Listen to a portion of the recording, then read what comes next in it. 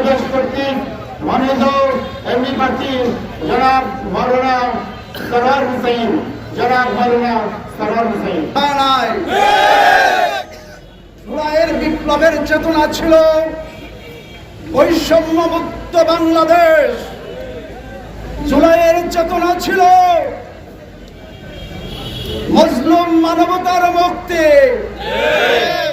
জুলাইয়ের চেতনা ছিল টেন্ডারবাজি, চাঁদাবাজি, দখলবাজি সব কিছু মুক্ত হবে। কিন্তু দুঃখজনক হলেও সত্য, 1 বছর শেষ হলেও এই চেতনাকে চিরতরে ধ্বংস করার জন্য হাজারো ষড়যন্ত্র চলছে।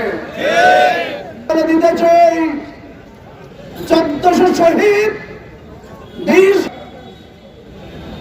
রক্তের বিনিময়ে যে বাংলাদেশ নতুন করে সাজানো হয়েছে, প্রয়োজন হলে আবার আমরা রক্ত দেব। বাংলার জমিনে কোন স্বৈরাচার প্রতিষ্ঠিত হতে দেব না। বন্ধুগণ, সেজন্য প্রয়োজন সিদ্ধান্ত গ্রহণ করো।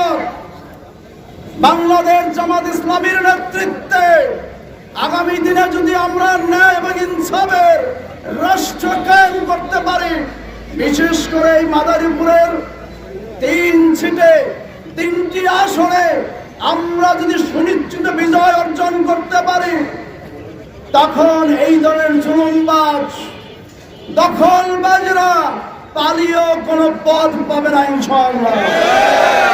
আমাদের ওই পিলখানায় সেনা হত্যার পরিবারদের মুখে যে আত্মনাদ, আর 24-এর বিপ্লবে যারা জীবন দিয়েছেন তাদের মায়েদের, তাদের বাবাদের, ভাইদের হৃদয়ের যে আত্মনাদ, এগুলো আমাদের করে থাকতে হবে।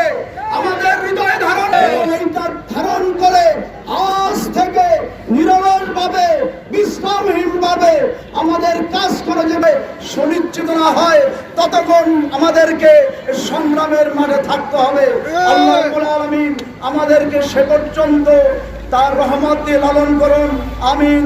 আসসালামু আলাইকুম।